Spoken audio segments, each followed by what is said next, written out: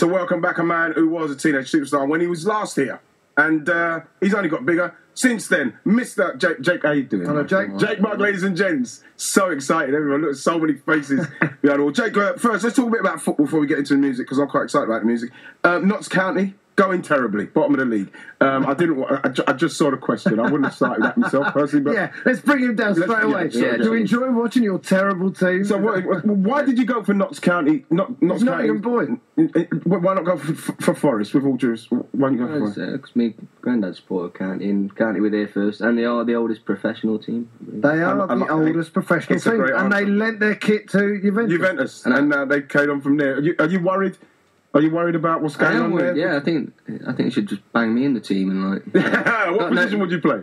Striker. Got no to lose, have they? We're bottom of the league. Might boost morale. That's what I'll be doing. But Sean put a few on the gate as well. Exactly. Yeah, I do like that. Play from one direction. Play for Doncaster Reserve. He looked pretty poor. He got flattened in the training game as well. Didn't Can you imagine? Chris Cowan, my old teammate, was there. Obviously, he's gone now. Sean Derry's come in and. Do you think it's the fact that it's so hard for County in respect of monies and trying to get a team going? Does it matter who comes in? Well, yeah, it's not been going great, but and it's a tough league as well. Like you can win a game and be out of the relegation. Well, we can't now, and then you can you can lose one and then you're back in. Right. So it's hard. You went to the Arsenal Man United game a few. What do you make of that? Was it? Because I went to that as well. It was rubbish. I was excited about that game, and then it was rubbish. Yeah, it was about put me on a bit of a downer afterwards. But it was their first Premiership game I'd ever seen. So that's first Premier League game. Yeah, my bass player's a big Arsenal fan, so I took him to see it, and he was a bit disappointed, to be honest. I'd say about that to the music, because that's what I want to talk to music. American Idol. You was on American Idol the other day. Talk to me about that. How was that? That was awesome. It was a different experience, but I thought, because I've always had a thought about those shows, and not really spoke very highly of them. And because you're not somebody who's come through like those people. You've come through the real way. Do you think you get credible artists coming through that way once in a while? Well, they don't really stick around. They make one or two albums and then they're really seen again. Yeah. But I thought, if I have my views on it, then I might as well go and experience it for myself, so I can have a bit of an insight. And before we went on and played, some girl had just been kicked off the show. She didn't get through. Right, she was crying her eyes out. And it's sad, man. It's like, thanks for coming on, but you're not going to get a record in front of 100 million people. Yeah, it's difficult. That's the hardship. But your star is rising in America. You was on a woman. I love that. Helen. I can't remember. I can't say her second name.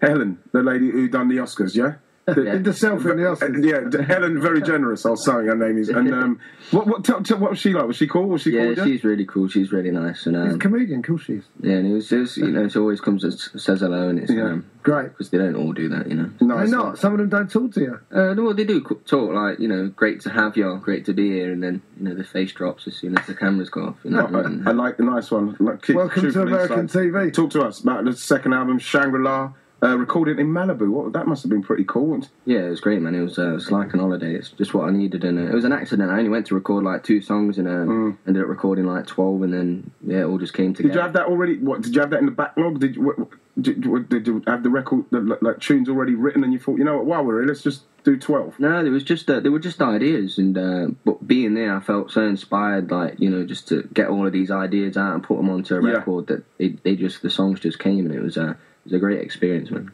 What's it called? The single. What doesn't get you got the guitar? Can you just do a twang so people can see you got the guitar and everything? Woo! All right, guitar, bro. Nice one. Look at that guitar, right? It's lovely. It's gorgeous. What's that about? Is it an old vintage one? Or yeah, it is. I got it the other day. It's 80 years old. Wow. Wow. What's its history? Tell us about. I don't know. Well, obviously it's an American-made one, but it could have been anywhere. That's the mad thing about it. And it's like what all those old blues guys used to play and. Charlie, can we get a picture of Jake's guitar? It looks like something I've seen on an album cover somewhere before. What doesn't kill you? Much rockier. It's kind of much rockier, punky. What's your inspiration for that kind of stuff? Well, that was the last song I wrote for the album, so it was a bit of an exciting one. And I was writing with my mate Ian in the studio, and was working on this song, and I was getting a bit bored of it, so I got distracted and just started playing some other thing, and it just came by accident, and but it's quite deceptive because when you hear that song, so that was the first single off the album, so think everyone thought the rest of the album would be in the same vein. But no, it's not at all. Do you feel like you got a sound that you want to sort of continue with, or do you think I'm just going to just see what comes out? Yeah, man, see what comes out. I don't really like to be conscious of it, and when you're not conscious of what kind of song you want to do, what kind of album you want to make, that's what makes the process so exciting, because anything could happen. And that's exactly what happened on this record. So, what's the biggest change in the life of ride? How long have you been on the road? I've been on the road since I was like 17. What do you think? Is that a good thing? Is that a good thing? What do you think, man? Yeah, man, it's what I always wanted to do. I knew there was no... Instead of getting a job... It's not a job. It's not a job. It's brilliant, isn't it? Yeah, but it is a job, Stoney. No, not if you love it. It isn't. If you get Same paid... thing with doing stand-up comedy, mate. If you get paid for it... Sorry about this. It's just like a married couple on here. The fact is, it is a job because he gets paid for it, but he's just good at it, and people want to see him do what he's doing his hobby. Well, like... Doing the albums and doing the touring is not part of the job. It's coming on to, not this show in particular, but it's coming on to these kind of things. That's the job. Nice one, Jake. Jake, you're gonna do a bit for us. What are you gonna do for us? Give us a little something before I go to these last couple of questions. Because the last time you came on and you done Lightning Bolt, and everybody loved that. I'm still getting it retweeted to me. Right, well, we'll do this one off the new album. Okay.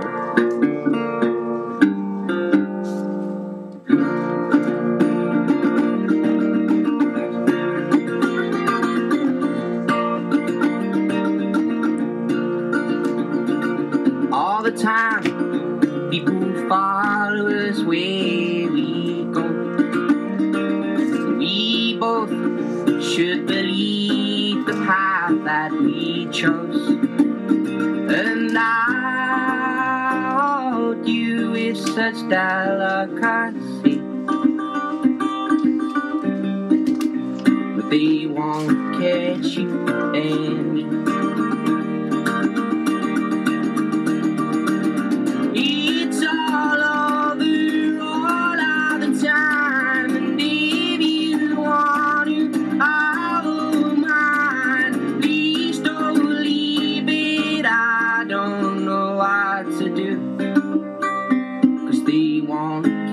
Me and you. There are too many flashes and gardens round me. There's too little time and places to see, and we can wait so patiently. They won't catch you and me.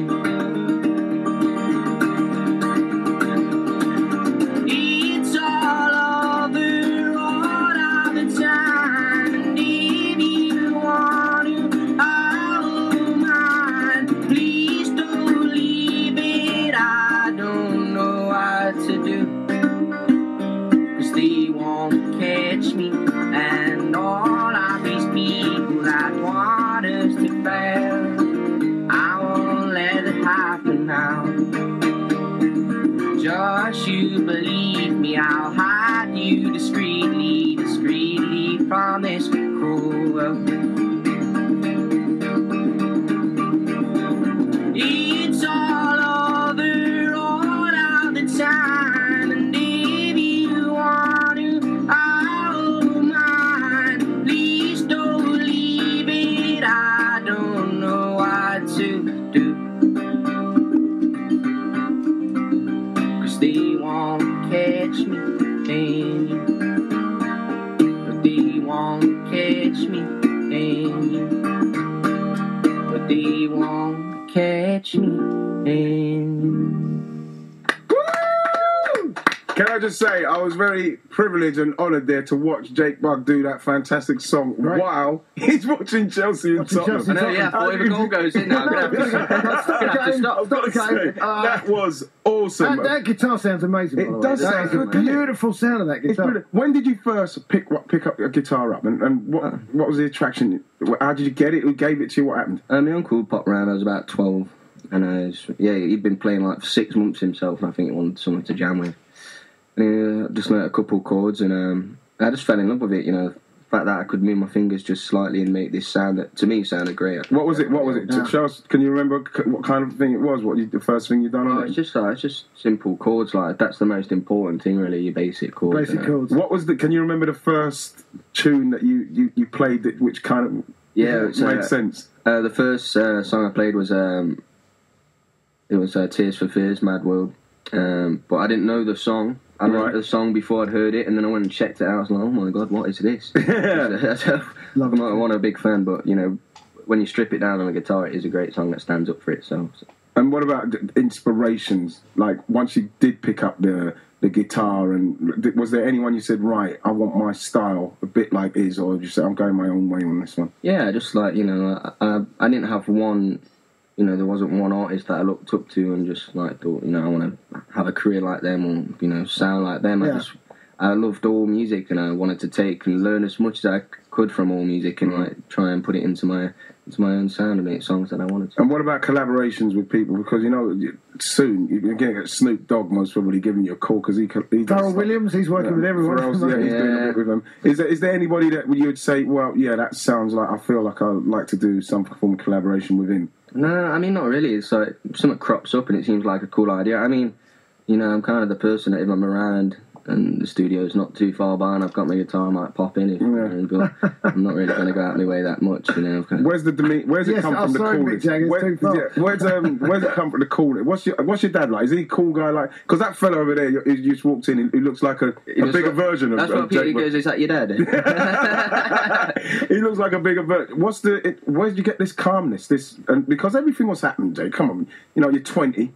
It's all happening in America. You've done, the American stuff. They're loving you over in America, and you've still got this very down-to-earth demeanour. How do you do that, and who helps you with that? I think it's very important when you're doing something like this that it can be very easy to be, to mix with the wrong crowd. Yeah. And it's very important to keep, good people around you. You still got the mates from before. Yeah. I take my mates on tour and they come on the bus. And wow, that's cool. Tell you to stop it, essentially. Yeah. If fortunately that hasn't happened yet, but if your head does start to swell, they wouldn't hesitate to tell you. So, that's definitely important, I think. So, Jay, 2 massive albums before 20. What's the next step for you, my friend? What are you doing? Well, I'll be touring for the rest of this year, but I hope in the meantime I can get enough ideas together to make into songs and hopefully make them into an album. And it's all exciting, and it's a bit strange having a year planned out for you.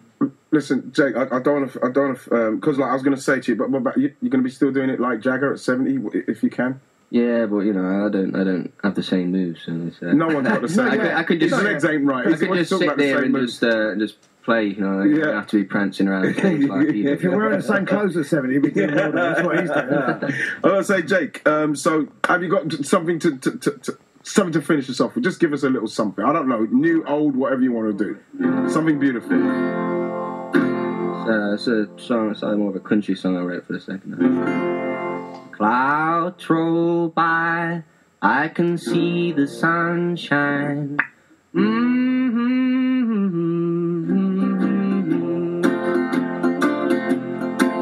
Cause it's sad and slow, and all was so close. We fell together, made our way. But now it seems that you don't need me. Where will you go when the storm passes away? 'Cause I'm on my knees, turn up the darkness, please. Where will you go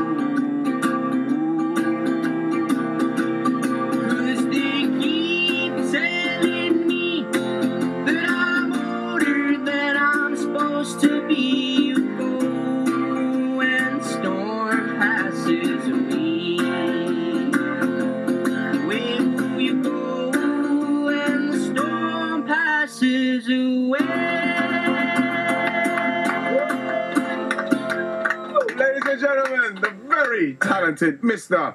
Jake Bugg. By the way, still 0-0 in the game, Jake. Very difficult to watch that and play at the same time. Can I just say, you're into it test. and you feel it. Listen, man, you're always welcome here, Jake. We love you, man. Thank you very much for coming on. Thanks very much, Big Jake Bugg over in the corner as well. Don't take a break. Top man. Brilliant, Jake. You're listening to Rock.